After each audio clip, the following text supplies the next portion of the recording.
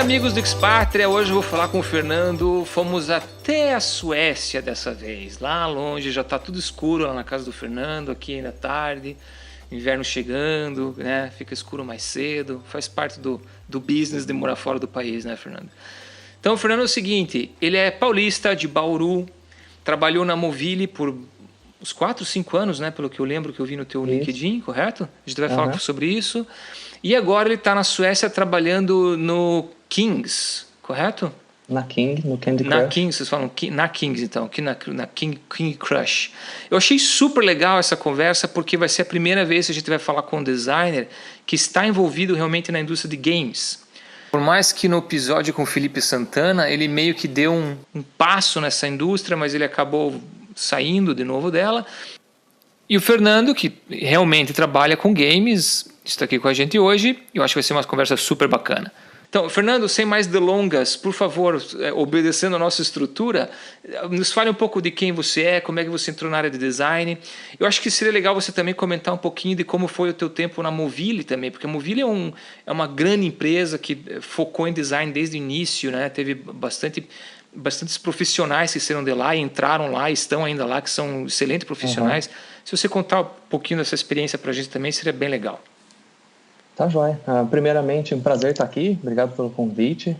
Olá para todo mundo aí que está escutando. Eu sou ouvinte do podcast também. Geralmente vou para o trabalho escutando e tem histórias bem legais. É legal ter contato com outras histórias, né, de profissionais que moram fora e têm experiências parecidas em certos pontos e diferentes, né, em outros. Então é bem legal de aprender. Parabéns pelo projeto. Bem bacana. Obrigado. Mas, eu comecei com design. Na verdade, eu comecei como ilustrador, né? Foi sempre aquela criança que estava sempre desenhando, aquela criança que é o bom da classe no desenho, assim. Talvez muita gente vai se identificar com esse pedaço da história. Muitos designers, né, tiveram com certeza. essa história, assim, de ser a criança que é da turma, assim, é o que era bom no desenho.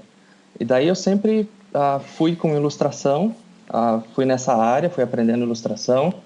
Ilustro ainda até hoje e na verdade conheci a parte do design assim quando estava na hora de escolher o vestibular, né? Precisar escolher a faculdade. Então aí chegou nessa hora eu só fazia desenho de personagens e aí bate aquela assim, poxa, o que eu vou fazer agora, né? Não tem curso, especialmente lá em Bauru, não tem nada que vá para essa área, né? Aí que eu fui conhecer, vendo material de faculdades e tal. Que tinha esse outro lado da ilustração, que é um tipo de desenho também, como eu tinha na cabeça de desenho, mexia nos softwares e tal, mas que é aplicado para um outro tipo de coisa, que não é personagens, né? E aí que eu fui conhecer o termo e conhecer a área e que isso existia. E aí comecei a descobrir a parte do design e me encantar por isso, né? E o curso o que era? Era design gráfico, programação visual, web design? Lá em Bauru tem um bastante famoso que na época chamava desenho industrial, não era design ainda o termo, não era bem difundido o termo design. E aí quando eu fui ver, todo mundo falava para mim, né, você tem que fazer esse curso que é relacionado com desenho. E aí quando eu fui ver a questão do curso, eu não achei que me encaixava tanto, assim, porque era mais voltado para produto físico mesmo. Então, era mais peças e produtos tipo cadeira, luminária, era uma coisa mais assim. E como eu estava descobrindo esse universo ainda, eu já bateu aquela... Eu acho que não é bem isso, assim, não é esse bem tipo de design que eu gostaria. E aí eu acabei fazendo um curso que na época chamava Comunicação Digital.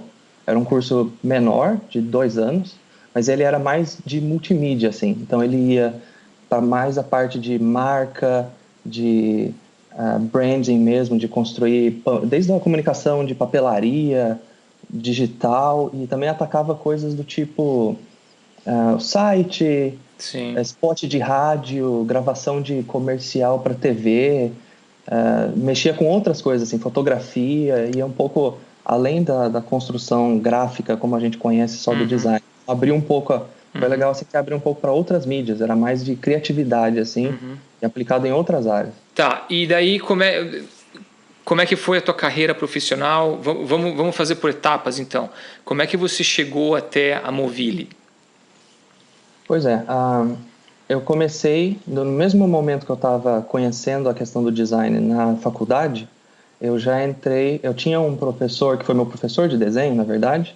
Ele foi, assim, um mentor, o cara que me ensinou as coisas de desenho mesmo. E aí um dia ele me ligou e falou, cara, tem um amigo que está começando uma agência digital para fazer negócio de site aí.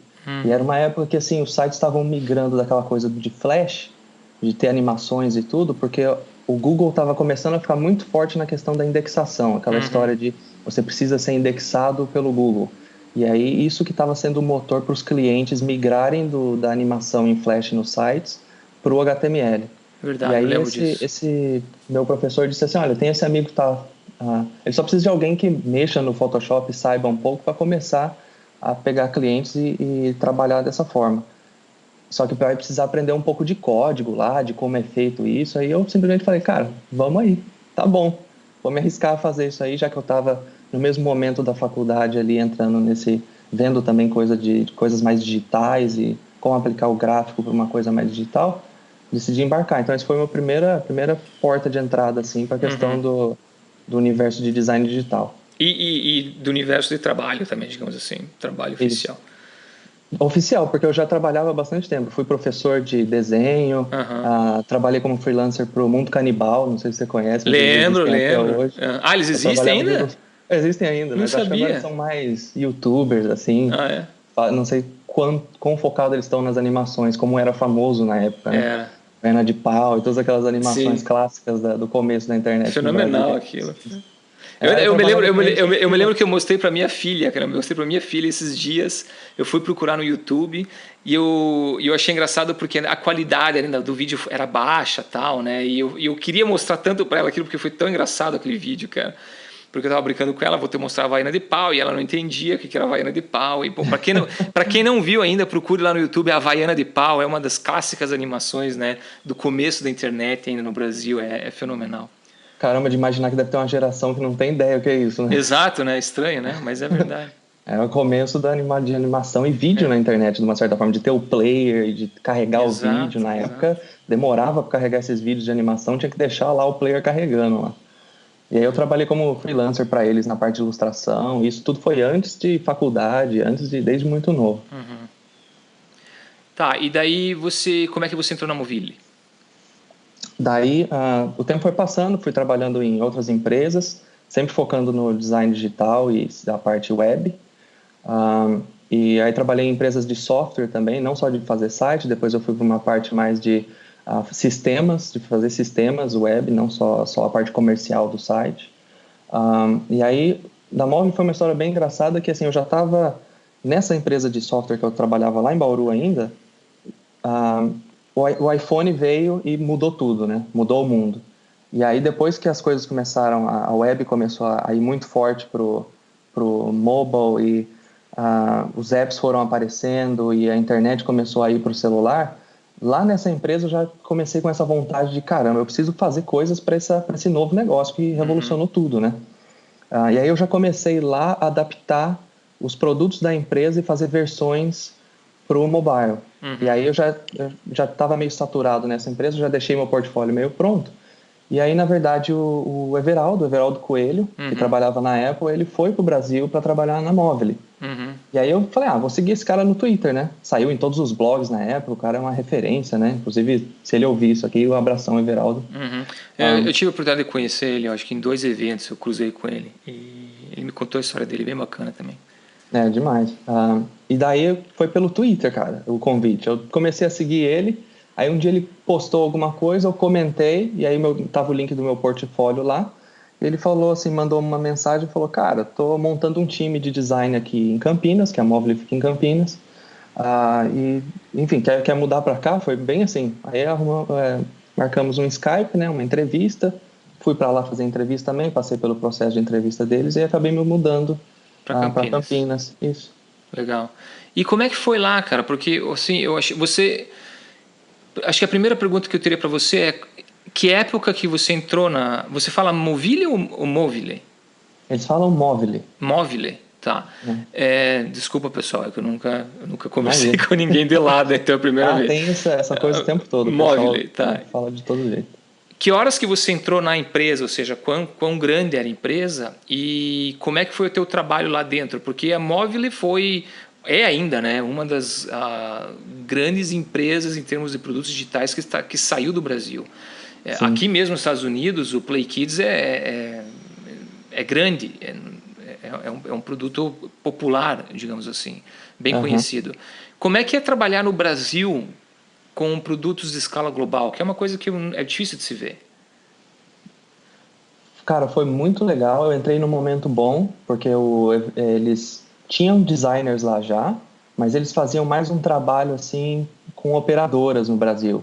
Não tinham ainda apps. Então o Everaldo foi justamente para lá para começar um time e entender o mercado de apps, porque a empresa queria sair dessa coisa de operadora e desenvolver os próprios produtos. Então foi nessa época que a empresa estava precisando se reinventar de certa forma, né? Olhando para o mercado e a revolução que está acontecendo, para não perder o bonde, né? Para não perder o pique do mercado.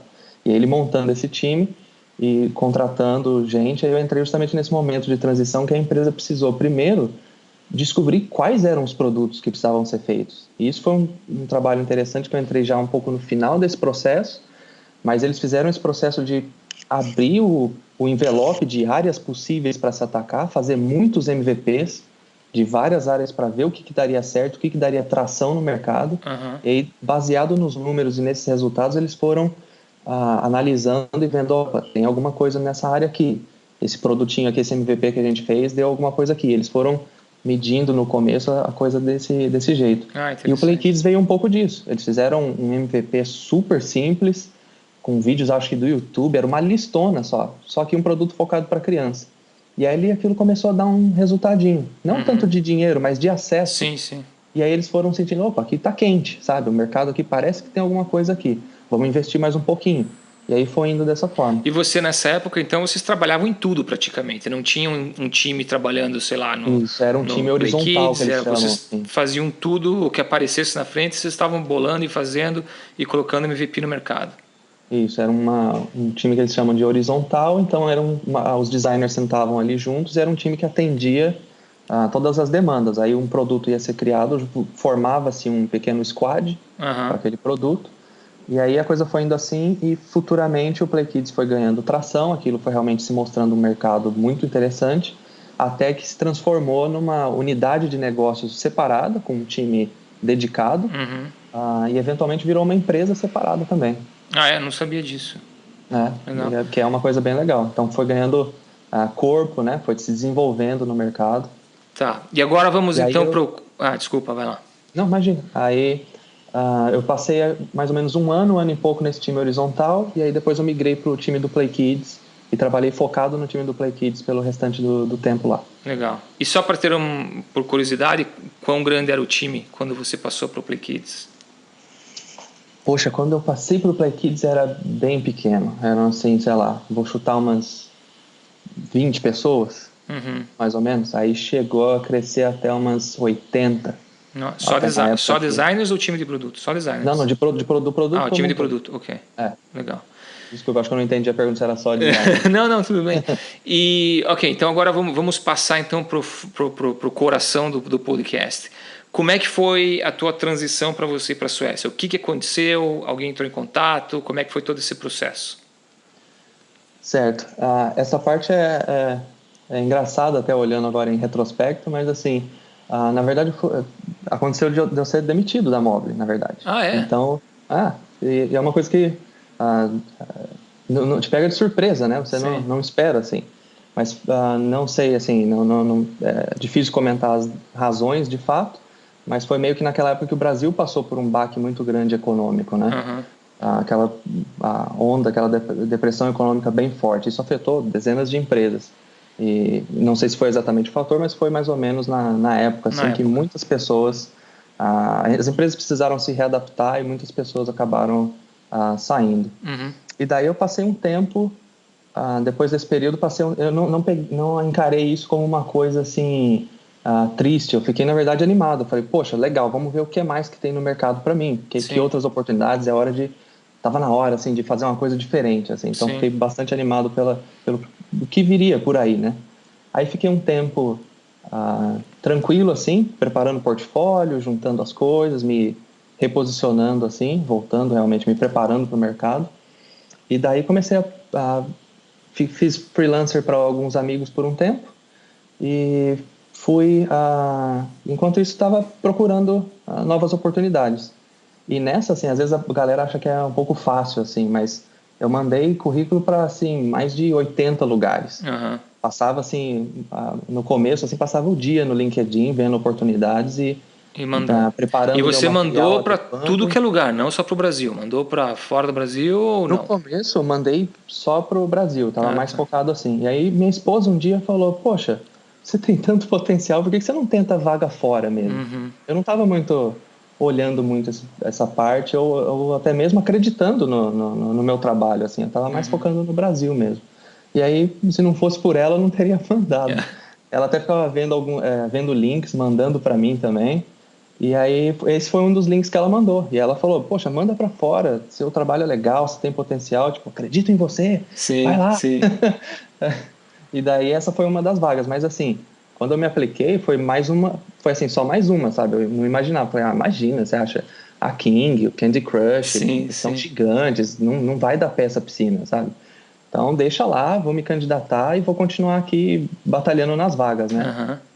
E aí, das mais de 80 assim, que você manda, que a taxa de retorno é aquela coisa, né? Igual assim, um e-mail marketing, uma campanha que você faz. Então, É assim, menos 10 vão 10, entrar né? em contato, Menos 10, ninguém entra em contato.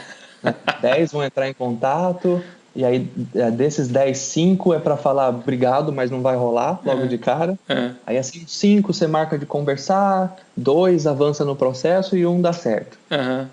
É legal contar assim para tirar um pouco desse glamour assim que às vezes o pessoal acha que poxa, o cara é um talento e foi chamado pelo Candy E Crush, chove gente em cima do cara, que tal, é né? assim um all-star, que é aquela Aham. coisa, tipo, não é assim, cara, é um Aham. negócio você tem que ir atrás mesmo assim, e preparar o portfólio dedicado para aquela empresa, a cover letter, sua apresentação, porque assim, os caras principalmente de fora, a Móvel é muito grande no Brasil, mas o pessoal de fora não tem a menor ideia de quem é ou dos produtos, não conhecem assim. Uhum. Então você tem que meio que começar de novo, você é só mais um. Sim. Então você tem que se vender, se adequar, aprender sobre a empresa que você está se candidatando para ser um bom fit de cultura, todas essas coisas assim. Então é aquele bem chacoalhão assim de cara. Sim. Não é assim, as coisas Foi não é engraçado assim. isso que você comentou agora. O Renato comentou também no outro episódio, foi uns 2, 3 episódios atrás, que o Renato conversou sobre esse histórico que ele teve na Globo, né? E quando ele foi para a Alemanha, a galera olhava para aquilo e falava: o que é isso? Nunca vi na vida, né?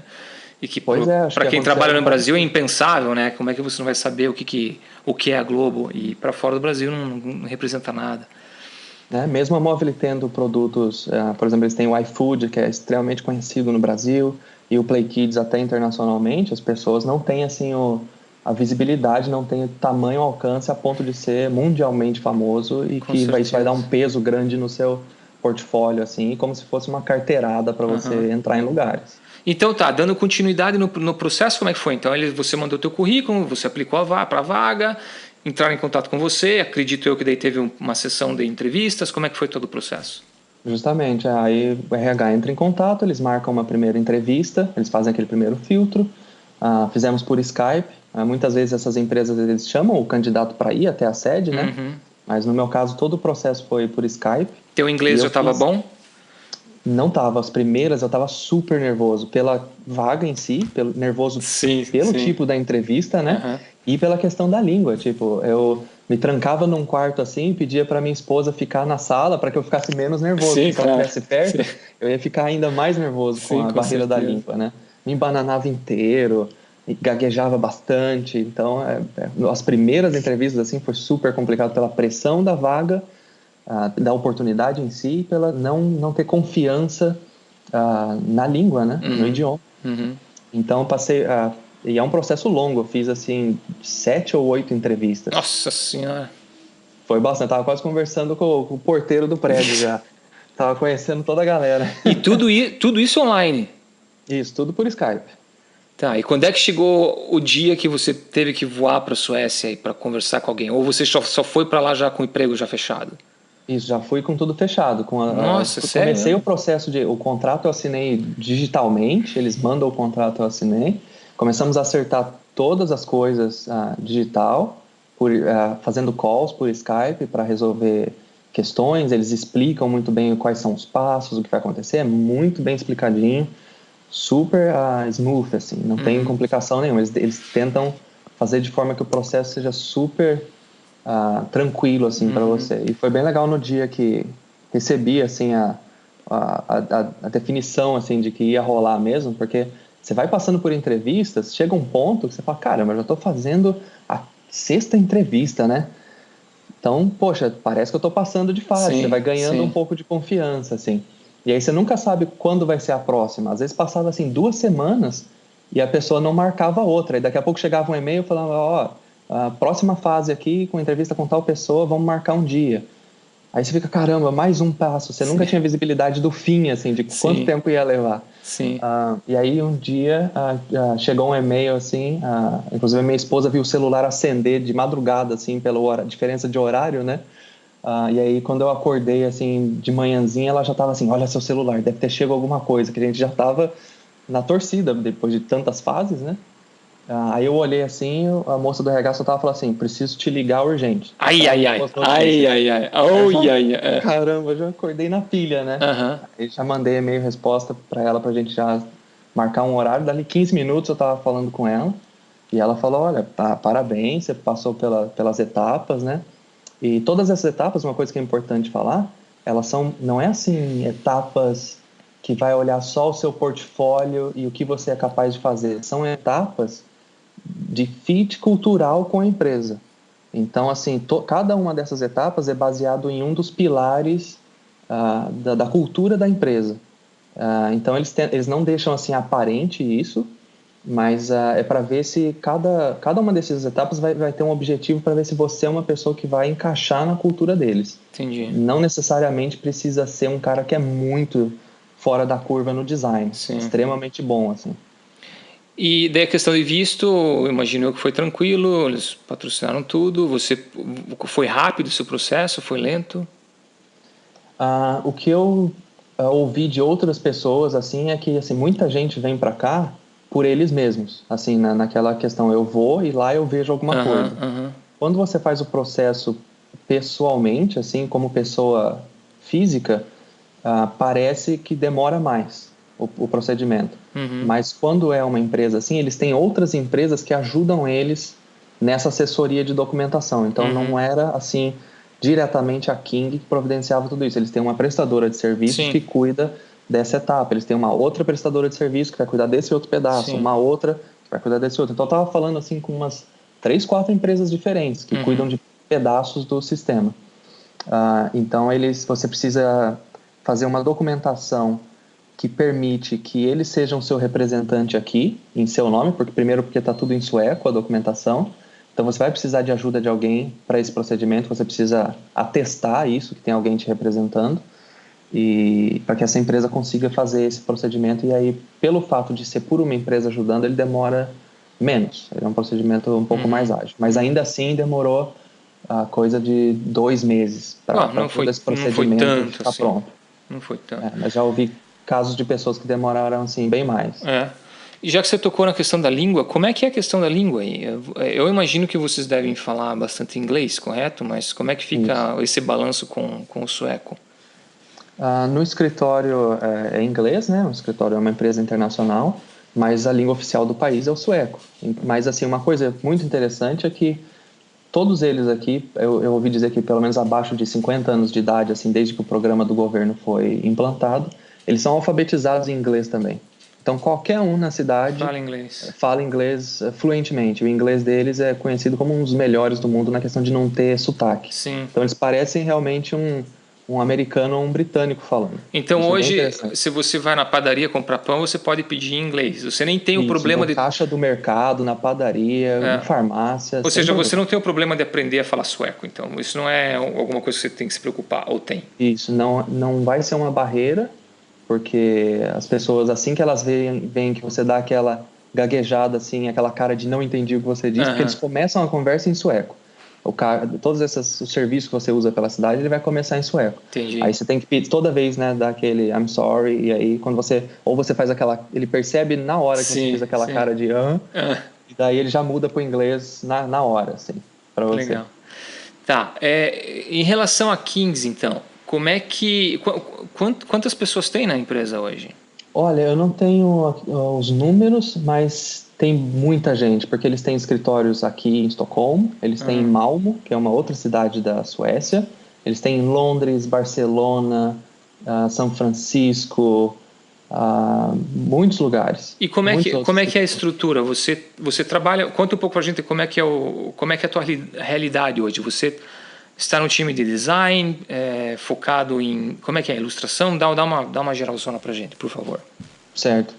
Então, assim, eles dividem os times, né? Eles chamam cada um desses lugares de estúdio. Então, aqui no estúdio de Estocolmo tem alguns dos jogos são desenvolvidos aqui e vários jogos são desenvolvidos em outros lugares. Mas a sede do Candy Crush fica aqui em Estocolmo.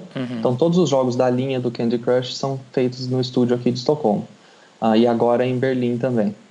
Que tem lá também. Eles começaram o estúdio lá e a parte de design do Candy Crush também está um pedaço lá.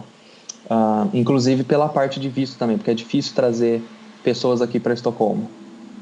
Não pela questão do visto, mas pela questão da localidade. Às vezes as pessoas são resistentes a se mudar para cá e parece que o mercado em Berlim as pessoas aceitam mais facilmente se mudarem para lá. Então eles estão também apostando nessa expansão do time para lá também. Então, assim, o Candy Crush é desenvolvido aqui, todos os jogos da franquia, e os jogos são separados em times. Então eu estou no Candy Crush 1, no clássico, naquele primeirão que saiu. E dentro da unidade do jogo a gente se divide em pequenos squads. Então cada squad vai ter um producer, pelo menos um designer ou artista. Eles dividem aqui a questão do cara ser ilustrador, puramente ilustrador e artista, ou a parte de UI e UX, desenvolvedores e um agile coach, que é uma pessoa que vai garantir que os processos de trabalho estão acontecendo, que a gente está seguindo a metodologia e todos os procedimentos e cuidar de toda essa parte para que o time esteja nos trilhos, né? E como é que foi você entrar nessa área de games, assim, que é uma área diferente, né? Se você quer não é acessível a todos. Como é que foi essa tua experiência? Como é que está sendo a experiência? Foi bem bacana, porque assim, olhando agora, por ter trabalhado no Play Kids, eu fiz por pelo menos uns 3 anos e meio, 4 anos, só coisas para criança. Então, apesar de não ser games diretamente, é uma interface para criança, mais infantilizada, mas os botões são mais skill-morph. Sim. Então, ele precisa ter um pouco mais de volume, tem efeitos, animação. Ele é um pouco mais distante daquela interface nativa, né, que a gente está mais acostumado, de ser aquela coisa mais pixel perfect, e os ícones flat, e aquela interface bem flat, assim, bem minimalista. Tem que ser o oposto.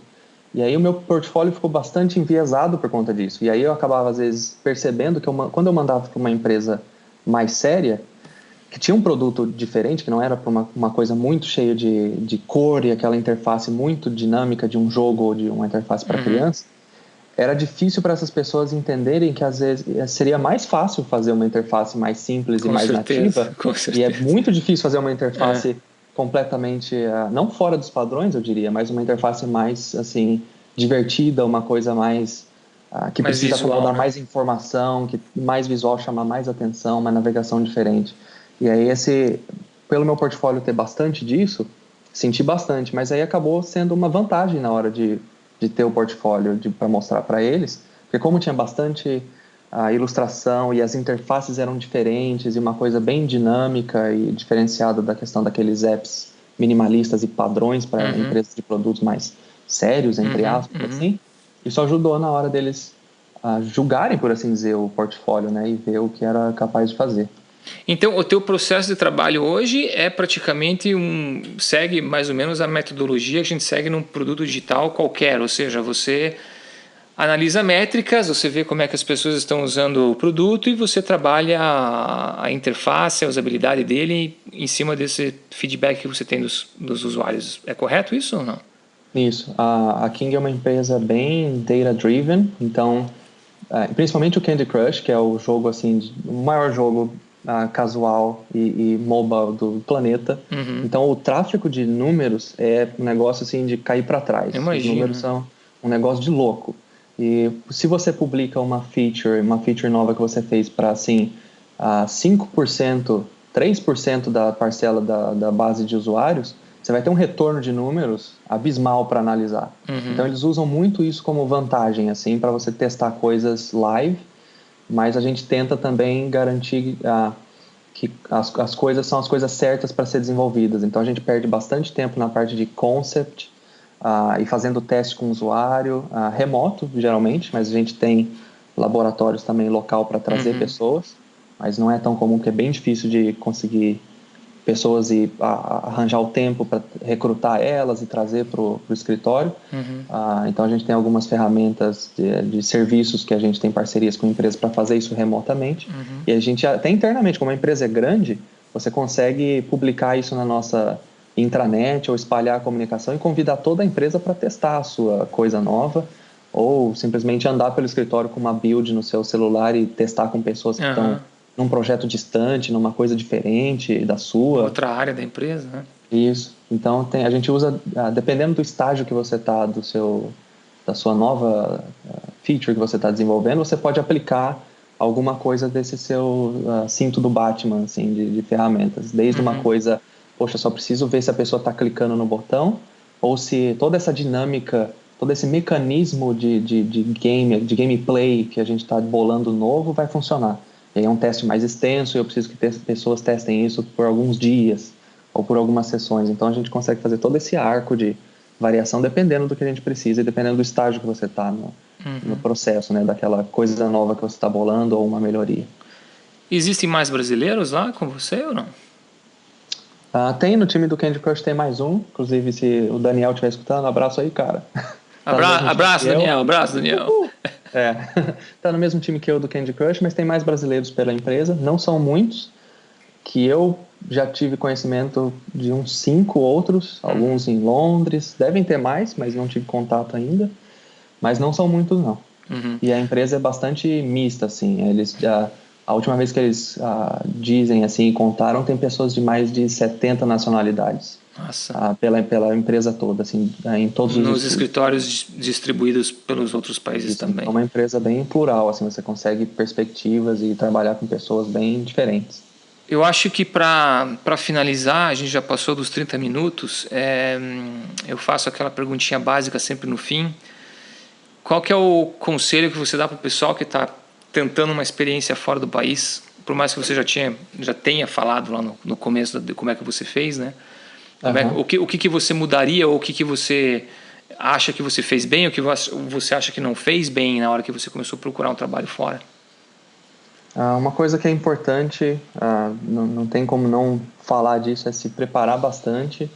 Então, não só na questão do seu portfólio e tá tudo em dia ali, mas da questão de conhecer a empresa, ir atrás, dar uma olhada. No caso da King, precisei me preparar jogando os jogos, porque eles perguntaram durante a entrevista sobre o produto, fizeram questionamentos, e aí dependendo daquele questionamento, assim, dá aquela travada se você não conhece. Então era importante conhecer o produto, jogar um pouco e estar um pouco imerso. E a questão da língua não é um negócio assim impeditivo. Se você tem um nível ok já, mete a cara, assim, vai em frente. Funcionou muito bem não me repreender por isso e simplesmente ir com o fluxo, assim, e ter essa coragem de ir atrás. Mas se você conseguir se preparar bem, é importante, porque aqui no dia a dia você vai precisar defender as suas ideias. O designer é o cara que vai unir todas essas áreas, vai criar muita coisa, vai precisar defender ideias, vai precisar ser aquela pessoa que está conduzindo reuniões, comunicando com diferentes áreas. Então, é bem diferente você ter aquela noção de que, poxa, eu tenho esse nível legal de inglês, mas você consegue defender uma ideia, você consegue debater e argumentar em inglês. E isso, assim, você ter esse jogo de cintura numa língua que não é a sua nativa, é uma outra história, assim, é uma outra coisa. Então, ficar bem... e se vender também na hora da entrevista. Então, tem que ficar bem esperto com essa parte, assim, se preparar bastante nesse aspecto. Legal. E para o pessoal que quiser conectar com você via redes sociais, te mandar perguntas, de repente, coisas do tipo, qual é o melhor jeito de fazer isso? Pode ser pelo Twitter, Instagram e no LinkedIn. A gente pode se adicionar no LinkedIn. Porque qual que é o teu handle do Twitter? Nem você lembra. Nem eu lembro. É que às vezes em algumas redes sociais tem o underline, em algumas outras não tem. É verdade. Tem problema, não se preocupe, eu coloco na descrição do... É sem o underline, é @Nando Cordeiro. @Nando Cordeiro aí, pessoal. Então, beleza. E no Instagram tem o underline. Então é @Nando_Cordeiro no Instagram. No Instagram é underline Nando Cordeiro. É underline Nando Cordeiro. Tá, eu vou colocar na descrição, acho que é melhor, todo mundo vê por lá. Joia. Fernando, muito obrigado pela sua participação, foi um prazer falar com você, super bacana. Um abração para você, sucesso na sua carreira e até a próxima. Valeu, cara, muito obrigado. Super legal fazer parte aqui do podcast. Abração. Obrigado. Tchau, abraço.